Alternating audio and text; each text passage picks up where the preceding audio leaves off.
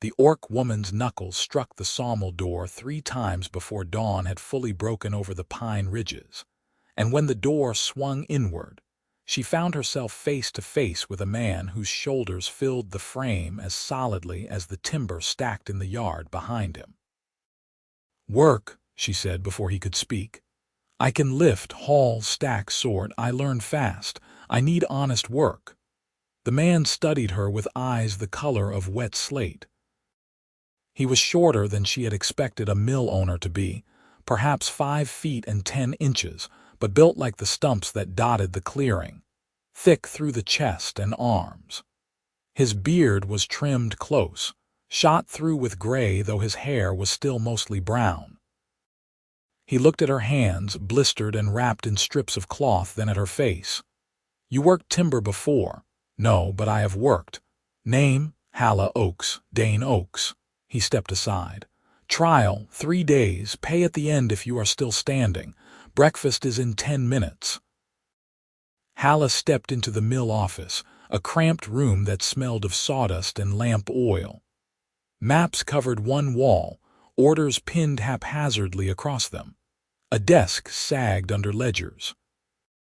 Through an interior door she could see the mill floor, silent now but marked with the evidence of hard use. Worn tracks in the floorboards, grease stains near the saw rig, sawdust drifted into every corner despite what must have been regular sweeping. "You have a crew?" she asked. "4. 5 with you if you last." Dane moved past her to light a lamp, though the windows were beginning to gray with morning. "Marcus runs the saw. Finn and Peter handle the logs coming in. Old Tam does finishing work and keeps the equipment running. You will float where I need you. And you?" "I do everything else." Halla nodded. She had walked 2 weeks to reach this valley, following a rumor of work at a mill that did not ask questions. Her coin had run out 4 days back. She had slept in a hayrick last night and woken with her stomach a tight knot of hunger. 3 days. She could last 3 days on pride alone if she had to. Dane led her through to a long room adjacent to the mill floor. A table ran down its center, scarred and scrubbed. A woman with iron-gray hair was setting out plates. "Margaret, this is Halla. She is on trial." "Halla, Margaret cooks and keeps the books and makes sure we do not all kill ourselves being stupid." Margaret looked Halla up and down with the same measuring gaze Dane had used. "You eat meat. I eat anything." "Good. Sit." The crew filtered in as the sky lightened.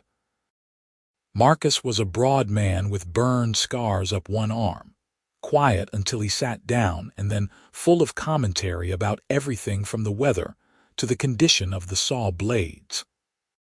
Finn and Peter were brothers, lean and dark-haired, finishing each other's sentences in a way that would have been irritating if they had not also been efficiently passing plates and pouring coffee with the ease of long practice. Tam was ancient, bent-backed, with hands that never stopped moving even when he was sitting still, fingers tracing invisible shapes in the air. They looked at Halla with curiosity but not hostility. She was used to hostility. Curiosity she could work with. "Orc," Marcus said around a mouthful of eggs. "You come from the eastern valleys." "North," Halla said. "Worked a quarry there until it closed." "Quarry work." Marcus nodded. "That will have put muscle on you. We can use muscle. Last hand we could not lift a green log to save his soul." "Where did he go?" The table went quiet. Dane cut his bacon with precise movements. "We had to let him go," Margaret said. "Mill cannot carry anyone not pulling weight."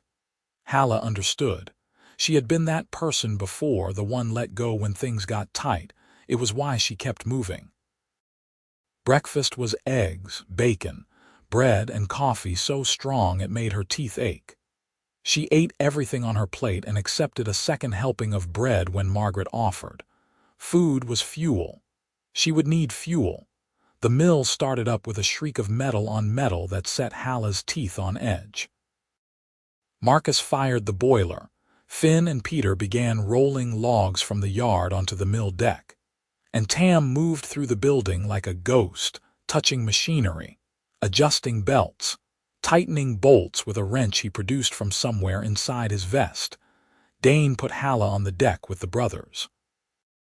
Logs come off the wagon, you three get them onto the carriage. Marcus will cut them, Tam will sort the lumber. You stack it in the drying shed when he gives the word. Clear, clear. The first log weighed as much as a horse. Halla got her shoulder under it with Finn on one side and Peter on the other. They heaved.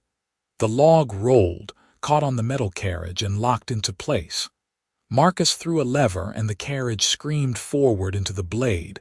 By midday Halla's shoulders were on fire. By afternoon, she had stopped noticing the pain and entered the gray space beyond it where the body moved and the mind went somewhere else. The brothers kept up a steady stream of conversation that required no response, pointing out where to grip, when to push, how to angle the roll so the log seated properly. They were good teachers. They did not waste words. At sunset, Dane called halt. The machinery wound down with a series of groans and clanks. Halla straightened and felt her back protest. "You are still standing," Dane said. "I am still standing. Supper in an hour. You can wash at the pump." The water was so cold it stole her breath. She scrubbed her face and arms, rinsed her hair, and stood dripping in the yard while the sun set behind the western ridge. The mill was a good operation. The equipment was old but maintained. The crew worked together like the parts of a watch. Dane ran it with minimal fuss and maximum efficiency. She could learn here. She wanted to stay. The thought surprised her with its intensity. She had not wanted to stay anywhere in years. Supper was stew, dense with vegetables and venison and more bread. Halla ate until her stomach hurt. Margaret watched with approval. "You do good work," Finn said. "Better than the last hand, and he had been here 2 months." "Quarry work builds the right kind of strength," Halla said. "Different from farm work. You learn to move weight that does not want to move." "We will have you on saw carriage tomorrow," Dane said. "Marcus needs someone who can keep up with his pace." Marcus grinned. "I will try not to cut your fingers off. I will try not to let you." Laughter around the table. Halla felt something loosen in her chest. She slept in the bunkhouse, a long, low building with 6 cots. The brothers took 2 on one end, she took 1 on the other. The space between felt respectful, comfortable. She lay in the dark listening to the sound of the mill settling, wood creaking, the distant hoot of an owl. 3 days. She could do 3 days. She could do more than 3 days if they would have her. The second day Dane put her on the saw carriage. It was delicate work, feeding the logs into the blade at exactly the right speed, keeping the pressure even so the cut stayed true. Marcus called adjustments in a steady voice, never impatient, always clear. Halla focused on his voice and the feel of the machinery and let everything else fall away. They cut 30 logs by noon. Marcus said it was a record. "You have a feel for it," he said during the midday break. They sat in the shade of the drying shed, eating bread and cheese. "Most people fight the saw. You are listening to it." "My father was a smith," Halla said. "He taught me that tools tell you what they need, you just have to pay attention." "Your father's still smithing?" "He died when I was 16, Marcus nodded. "My da was a logger. Tree took him when I was about that age. It is hard losing them young." "It is." They sat in companionable silence. Halla realized she had told Marcus something true, something she did not usually share. The mill had that effect. It asked for honesty and gave it back. The afternoon was more carriage work. Her hands learned the rhythm. Her body learned the stance. By the time Dane called halt, she was moving the logs with the smooth confidence of someone who had been doing it for months. "Tomorrow you float," Dane said as they walked back to the main building. "I need to see you can do all the jobs." "I can do them." He glanced at her. "You are sure of yourself?" "I am sure I need this work," Halla said. "So I will make sure I can do it." Dane stopped walking. He turned to face her fully, and she saw something shift in his expression. Why here? There are mills closer to the northern roads, bigger operations, better pay probably. Halla met his eyes. Those mills would not have opened the door, because you are Orc, because I am Orc. He was quiet for a moment, then he nodded. Well, you opened the right door. Her heart did something complicated in her chest. She had not expected that. The acknowledgement. The simple statement of fact. You opened the right door, thank you, she said. Do not thank me until you have been paid. But he was almost smiling, and Halla felt the feeling in her chest intensify. The third day, Dane had her doing everything.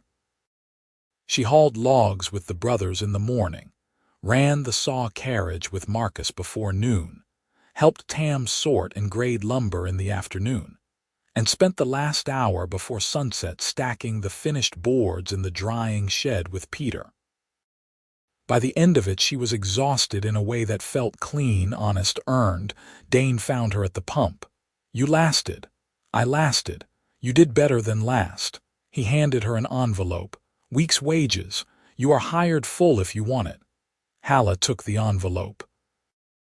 It was heavier than she had expected. I want it. Good. Margaret will sort out proper quarters for you tomorrow. For tonight the bunkhouse is fine. He started to turn away. Halla spoke before she could stop herself. Why did you hire me? Really? Dane looked back. You knocked on the door before dawn with blisters on your hands, and you asked for honest work. That told me everything I needed to know. He paused.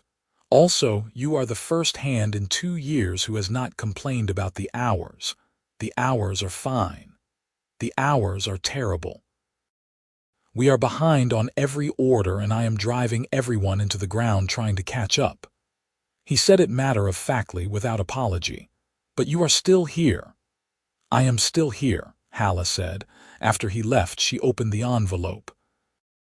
Inside was more money than 3 days of labor should have earned. She stared at it for a long moment, then folded it carefully and tucked it into her shirt. She had opened the right door. The next week slid into a routine that felt so natural Halla kept expecting something to break. She woke with the crew, ate Margaret's breakfasts, worked until her body was wrung out, ate Margaret's suppers, and slept hard in the bunkhouse. Margaret moved her to a smaller room off the main house after the first week, a space barely large enough for a cot and a trunk but private, with a window that looked toward the eastern ridge. The work was hard, but it made sense. Logs came in, lumber went out. The crew moved like a single organism. Dane orchestrated it all with minimal words and maximum attention, appearing wherever he was needed with an almost uncanny sense of timing. Halla watched him. She could not help it. He was always moving, always working, always 3 steps ahead of whatever problem was about to emerge. When a belt on the saw rig began to fray, he had Tam replace it before it snapped. When the brothers mentioned a wagon wheel was getting loose, he had it off and repaired that same afternoon. When Halla mentioned in passing that the stacking in the drying shed could be more efficient, he listened to her idea, nodded, and told her to implement it. You trust me to change how we stack? She asked, surprised. You are the one doing the stacking. You know what works. It was the same answer he had given Marcus about saw speeds, Tam about equipment maintenance, Margaret about supplies. He hired people who knew their work and then let them do it. Halla had never worked for anyone like him. She caught herself lingering after supper to see if he needed help with the ledgers. She volunteered for repairs that would put her in the same space as him. She found excuses to ask questions about the operation, the contracts, the plans for expansion he had mentioned once in passing. You are interested in the business side? He asked one evening. They were in the office, Halla supposedly checking an inventory list while Dane worked through the accounts. I am interested in how things work, Halla said. The mill as it fits together. I want to understand all the pieces. Dane sat back in his chair. "All right, come here." She moved to stand beside his desk. He pulled the ledger around so she could see. "This is income. These are expenses. This is what we owe and when. This is what is owed to us and when we should see it." His finger traced lines of numbers. A mill lives and dies on timing. Logs cost money before we cut them. Labor costs money before we sell boards. We are always operating on promises, the promise that the lumber will sell, the promise that customers will pay, the promise that we can keep producing long enough to make back what we spent. And if a promise breaks, then we have a problem. Halla looked at the numbers. Even with her limited education, she could see the pattern. Money going out, money coming in, but the out was always ahead of the in. A constant state of imbalance. "How do you sleep?" she asked. Dane laughed, short and hard. "Not well." Over the next weeks, Halla learned the full scope of the operation. The mill cut timber for 3 main customers: a furniture maker in the valley town, a construction company that bought framing lumber, and a specialty dealer who sold expensive hardwoods to craftsmen. The furniture maker paid on time. The construction company paid slow. The specialty dealer paid well but ordered irregularly. It was the construction company that was killing them. "They owe us for 4 months of deliveries," Dane told her one evening. They had fallen into a habit of reviewing the books together after supper. "They keep saying the money is coming. They keep not paying. Can you stop delivering until they pay? Then they will take their business elsewhere and we lose the contract. Construction lumber is half our income." Halla frowned at the ledger. "What if you delivered less?" "Enough to keep the contract, but not so much that you are extending more credit. They have a minimum order requirement." "What if you renegotiated the contract?" Dane looked at her. "You think they would renegotiate?" "I think if you explain that you cannot keep extending credit, they will either pay up, or you will have a clearer picture of whether they intend to pay at all." He was quiet for a long moment. Then he pulled a sheet of paper toward him and began drafting a letter. Halla watched his hands move across the page.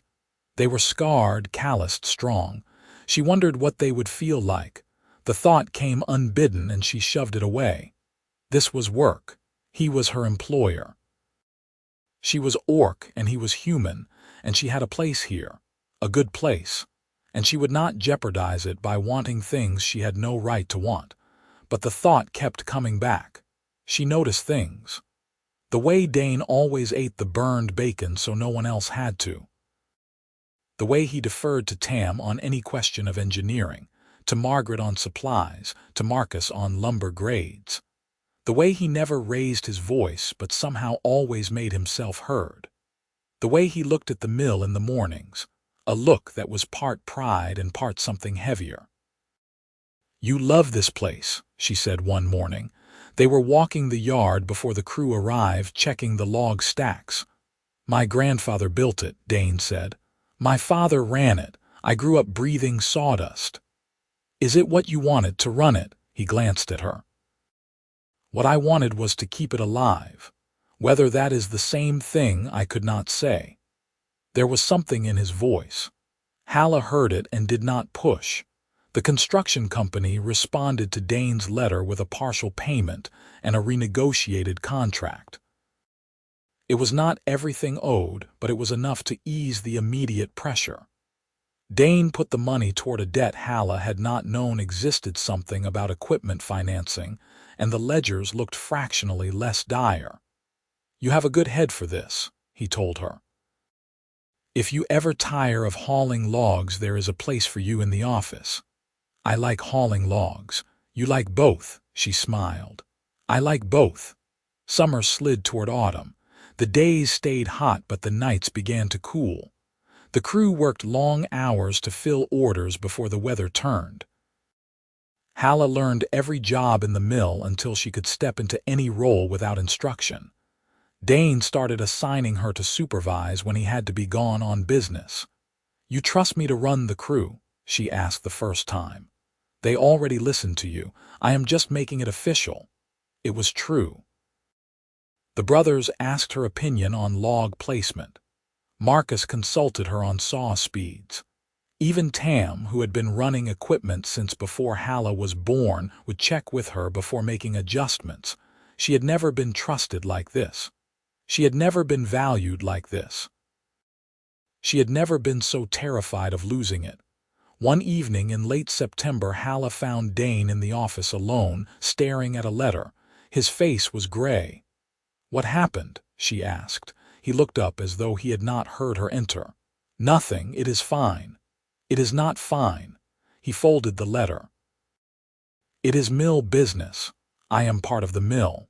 For a moment she thought he would argue, then his shoulders sagged. "Sit." She sat. Dane unfolded the letter and smoothed it on the desk.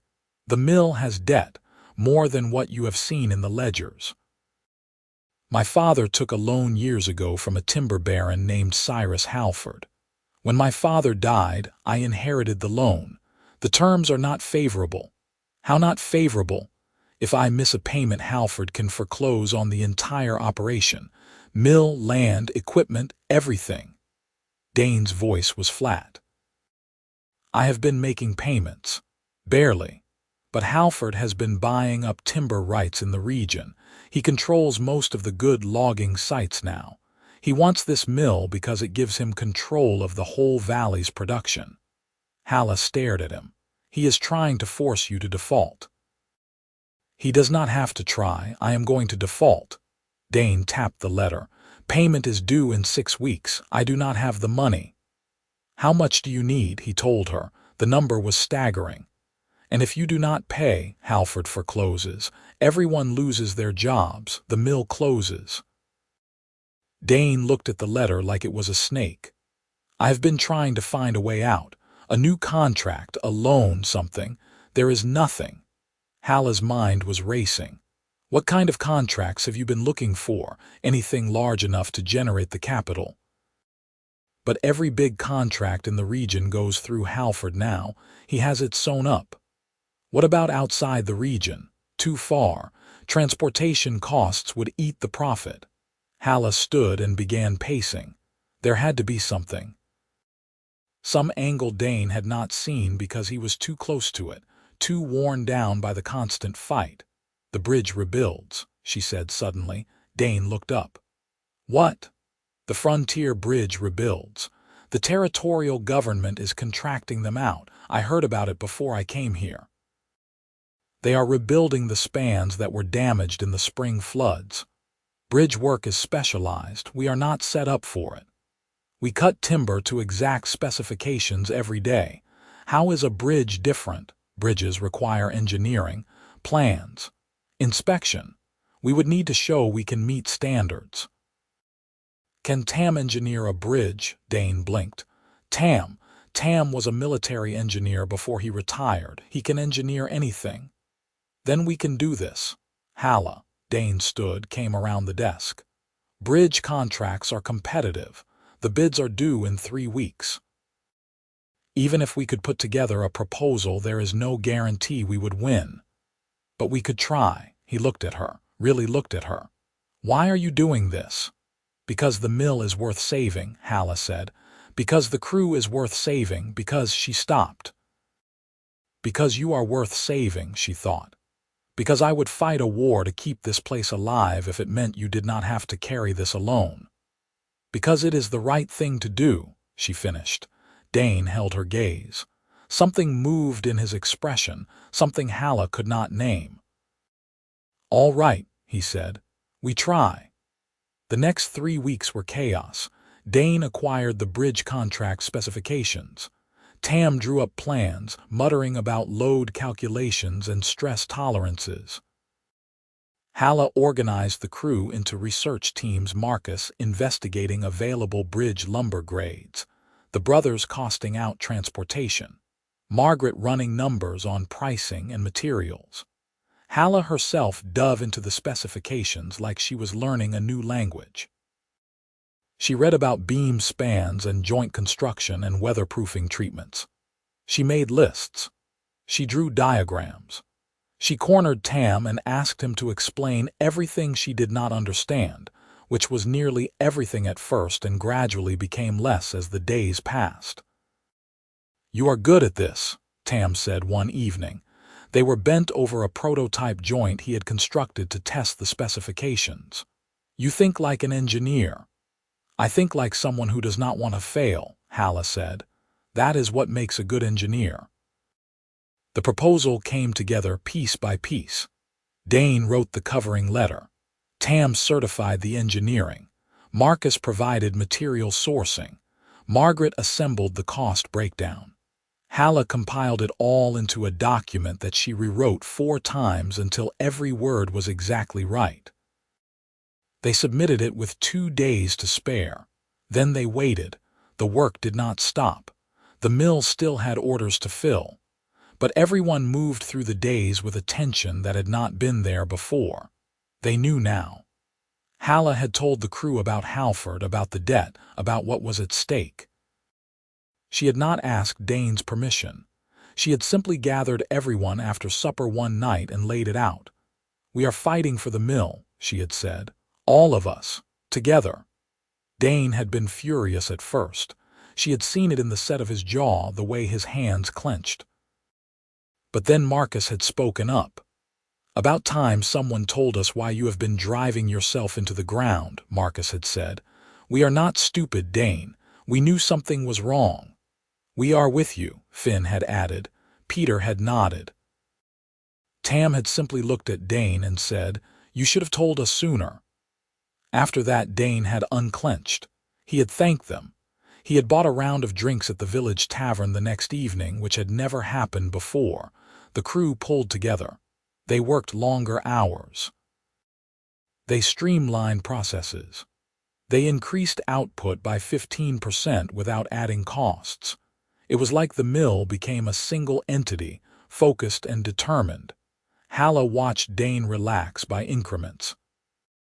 Not fully, the tension was still there, the weight of the debt and the deadline, but enough that he smiled more, joked with Marcus, actually sat through entire meals instead of bolting food and running back to work. One evening he found Halla alone in the drying shed.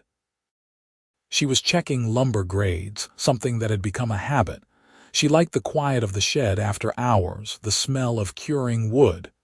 "You changed everything," he said. Halla looked up. "I just suggested a contract. You did more than that." He stepped into the shed, moving between the stacked boards. "You gave us a chance. You brought the crew together. You made me believe we could fight this. You were already fighting it. I was drowning in it." He stopped a few feet from her. "There is a difference." Halla set down the board she had been examining. Her heart was beating too fast. "The contract might not come through, I know. Halford might foreclose anyway, I know. This might all be for nothing." "It is not nothing," Dane said quietly. "Even if we lose, it is not nothing." They stood in the dim light of the shed, sawdust motes drifting between them. Halla wanted to close the distance. She wanted to touch him just once, just to know what it felt like. She wanted to tell him that she had not just been fighting for the mill, but she did none of those things. She nodded. She picked up another board. She went back to work. Dane left after a moment. Halla listened to his footsteps fade and felt the wanting like an ache in her bones. The response to the bridge proposal came on a Thursday. Margaret brought the letter to the mill floor and handed it to Dane without a word. The crew stopped working. The saw wound down. Everyone waited. Dane opened the letter. He read it. His face gave nothing away. "Well," Marcus asked. "We got it," Dane said. The shed erupted. The brothers were shouting. Marcus was laughing. Tam was grinning like a young man. Margaret hugged Halla hard enough to crack ribs. "We got it," Dane said again, louder. "All 6 bridge contracts. They want us to start immediately." "All 6? Halla stared at him. "We bid on 3. "They are giving us 6. Dane's hands were shaking. "The payment schedule will cover the debt with room left over. We are solvent." "We are solvent," Halla repeated. The words felt impossible. Dane looked at her across the mill floor. We did it. We did it. Then everyone was talking at once, planning, calculating, already diving into the work ahead. But Halla only saw Dane, and the way he was looking at her like she had given him something more valuable than breath. The bridge work was brutal. The specifications were exacting. Every beam had to be cut to tolerances measured in fractions of inches. Every joint had to fit perfectly. The territorial inspectors would accept nothing less than flawless work. Tam took over quality control with an iron hand. He rejected cuts that looked perfect to Halla's eye, pointing out microscopic flaws that would become structural problems under load. Marcus calibrated the saw to levels of precision Halla had not known were possible. The brothers developed a sorting system that tracked every piece of lumber from log to finished beam. Halla coordinated it all. She created schedules. She tracked inventory. She liaised with the inspectors, learning their standards and translating them for the crew. She worked 18-hour days and fell into bed so tired she did not dream. But the mill was alive. It was more than alive. It was thriving. The first bridge shipment went out on schedule. The inspectors signed off without revision. The territorial engineers sent a commendation. Dane framed it and hung it in the office. The second and third shipments followed. The crew found a rhythm. What had seemed impossible became merely difficult, then simply hard work. Halford's payment came due. Dane paid it. The mill stayed open. October turned to November. The air grew cold. They installed heating in the mill to keep the equipment from freezing overnight. Margaret started making soups that could warm bones, thick with potatoes and meat. The crew began talking about winter plans, spring projects, things that assumed there would be a future. Halla realized one evening that she had stopped waiting for the other boot to drop. She had stopped expecting to be told to leave. She belonged here. The thought was terrifying and wonderful in equal measure. She found Dane in the office late one night. He was working on plans for a new saw rig, something he wanted to install in the spring. "You are spending money on equipment?" she asked. "We will have money to spend once the bridge contracts finish. We should invest it back into the operation." He looked up. "Unless you think that is a bad idea." "I think it is a very good idea." She sat in the chair across from his desk, the same chair she had sat in that first night when he had explained the debt. "I think you are planning for the future." "I am planning for the future," he agreed. "That is new. It is new." They sat in comfortable silence. Halla watched him sketch modifications to the saw design. His hands moved with confidence, no hesitation. "I was going to lose this place," he said quietly. "I had accepted it. I was just trying to figure out how to tell the crew." "You did not lose it." "Because you walked through the door." He set down his pencil and looked at her. "I hired you because you asked for honest work, but you gave me honest hope. I do not know how to thank you for that." Halla's breath caught. "You do not need to thank me." "I do. I need you to know what you did here." "What we did. What you led us to do." He was still looking at her, and his eyes were steady and serious. "You are the best hand I have ever had. You are more than a hand. You are—" He stopped, looked away, picked up the pencil again. "I am what?" Halla asked. Her voice came out softer than she intended. Dane shook his head. "It does not matter. It matters to me. Halla." He said her name like a warning or a plea. "Do not. Do not what? Do not ask me to say things that will complicate everything." Her heart was hammering now. "What if I want things to be complicated? You do not." "How do you know what I want?" Dane stood abruptly. He paced to the window, looked out at the dark yard. "Because I am your employer. Because you are orc and I am human, and there are people who would make your life hell for it. Because you have built something good here and I will not be the one to ruin it. And if I am willing to risk it, I am not." He turned to face her. "I am not willing to risk you." Halla stood too. She crossed the room until she was standing in front of him. "That is not your choice to make. Halla, you do not get to decide what risks I take with my own life." She was angry now, or hurt, or something that felt like both. "You do not get to protect me from things I am not afraid of." "What if I am afraid?" Dane's voice was rough. "What if I am terrified that I will ask you for something you feel obligated to give because I am the one who hired you? What if I cannot trust my own motives because I want—" He stopped, closed his eyes. "Because you want what?" Halla asked. "Because I want you," he said. "I have wanted you since you reorganized the drying shed and explained your reasoning like you were teaching me my own mill. I have wanted you every day since. And I do not know if that is honest or if I am just a lonely man taking advantage of someone who depends on him for work." Halla stared at him. The words were still echoing in her head. "I have wanted you." "You are an idiot," she said. Dane opened his eyes. "I do not depend on you for work. I could find work anywhere now. I have skills. I have references. I have enough saved that I could walk away tomorrow and be fine for months." She stepped closer. "I am here because I choose to be here. And I want you too, you dense, noble, self-sacrificing fool. I have wanted you since you hired me on blistered hands without asking questions.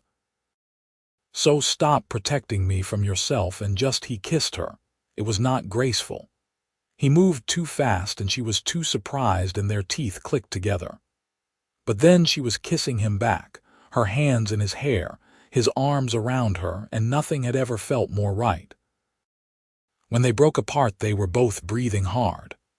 "I am still your employer," Dane said. "Then make me a partner," Halla said. "Make this a partnership for real. Equal stake, equal say. Then you are not my employer anymore." He stared at her. "You want to be a partner in the mill. I want to build this with you, all of it. The business, the life, everything." She was still holding on to him, her fingers gripping his shoulders. "If you want that, I want that," he said. "I want everything. Then stop being noble about it." He laughed and kissed her again, and this time it was graceful. They told the crew the next morning over breakfast. Halla would become a full partner in the mill. Equal ownership. Equal decision-making. It was a business arrangement, Dane explained. A recognition of her contributions. Margaret looked at the two of them and snorted. "A business arrangement, right," Marcus was grinning. "About time." The brothers just nodded like they had been expecting it. Tam said, "Good. Now maybe you will both stop mooning around like teenagers." Halla felt her face heat. "We were not mooning. You were absolutely mooning," Finn said. "Constantly," Peter agreed. Dane laughed. "All right. Yes, it is also not just a business arrangement." "Obviously," Margaret said. "Anyone with eyes could see you two were circling each other." Halla looked at Dane. He shrugged, smiling. "Apparently we were not subtle. Apparently not."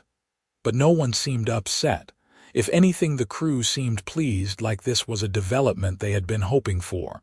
The paperwork took a week to finalize. Halla signed the partnership agreement in the office with Margaret as witness. Her name went on the deed, the contracts, the bank accounts. It was real. She was a mill owner. She was also, tentatively and wonderfully, someone's partner in a different way. They were careful at first.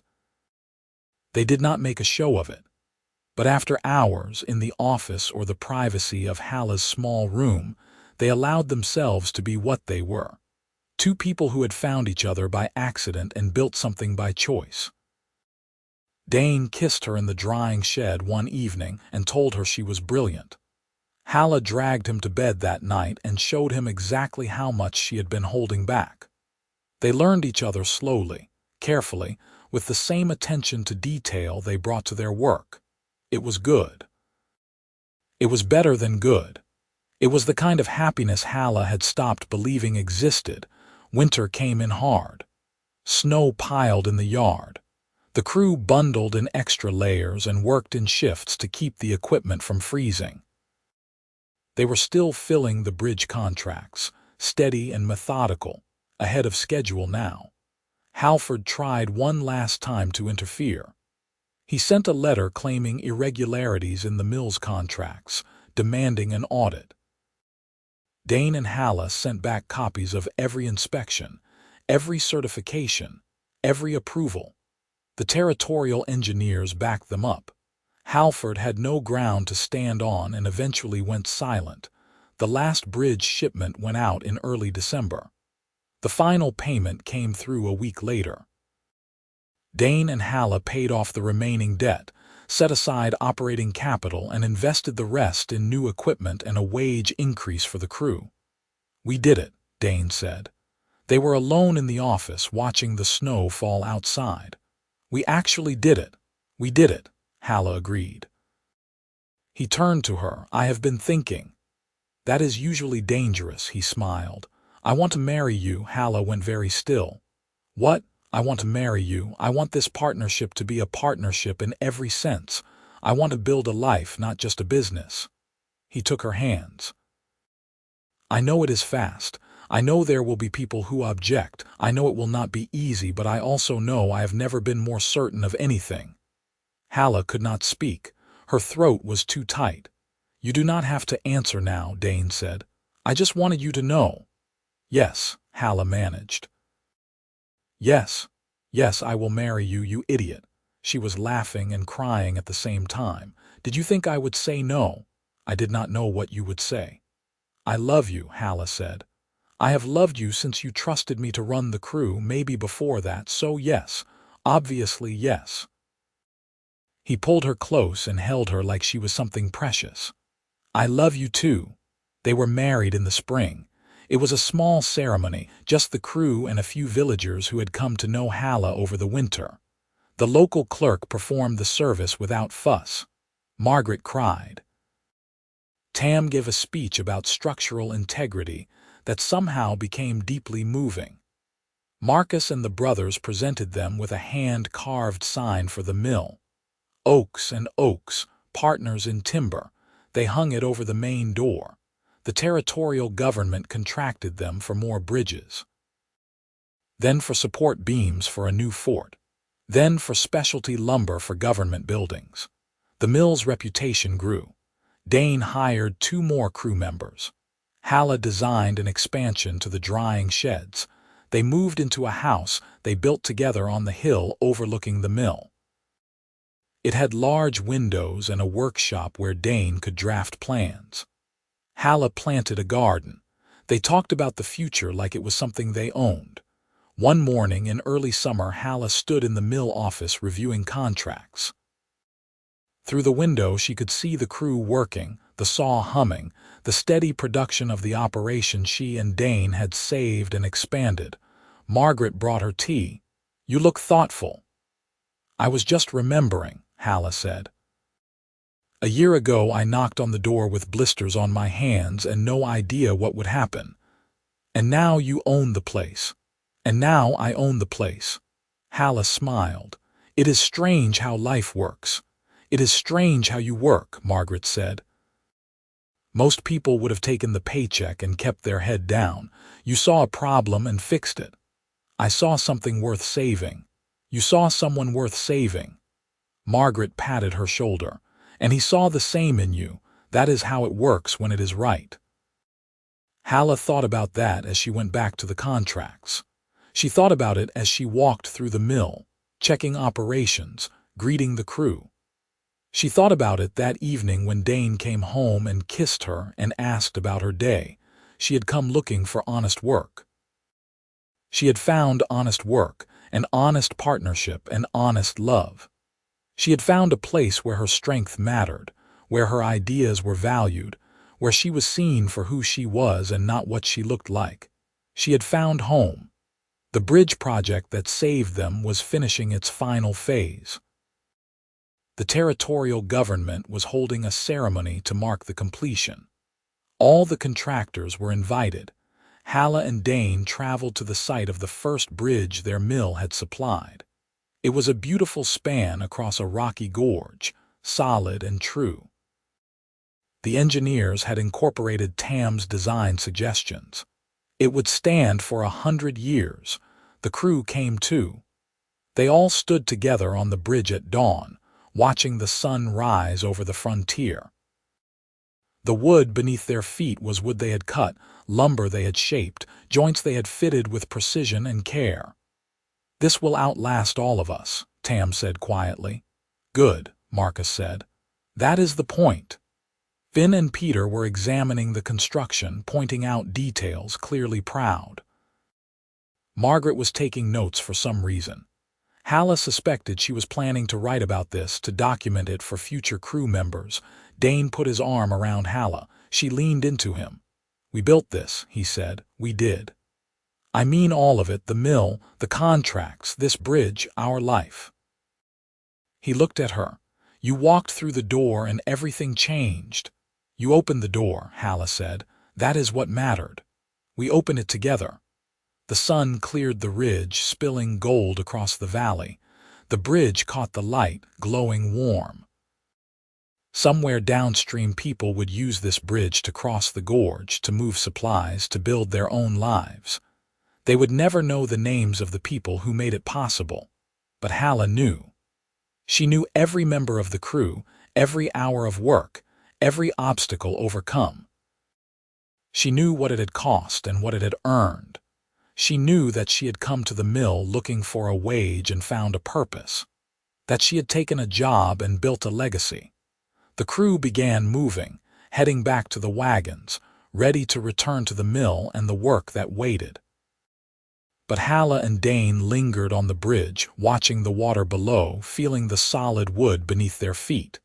"What do you think happens next?" Halla asked. "Next we build more bridges," Dane said. "We grow the mill. We hire more crew, we expand the operation, and after that we keep building." He turned to face her fully. "We build until we are old and tired and satisfied, and then we teach the next generation how to build, and the work continues." Halla nodded. It was a good plan. It was the right plan. "Together," she said. "Together," he agreed. They walked off the bridge hand in hand, leaving behind the structure they had helped create. Behind them, the bridge stood solid, a testament to labor and skill and determination. Before them, the mill waited, full of possibility and purpose.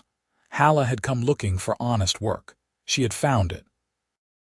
And she had found so much more. As they rejoined the crew and started the journey home, Halla looked at the people around her. Marcus was arguing good-naturedly with Tam about engineering. The brothers were making plans for the next project. Margaret was already mentally composing her next supply order. And Dane was beside her, steady and sure, her partner in every sense that mattered. She had opened the right door. And everything that came after was built on that single moment of courage, that early morning knock, that desperate hope for honest work. She had found work. She had found family. She had found love. She had found herself. The mill was waiting.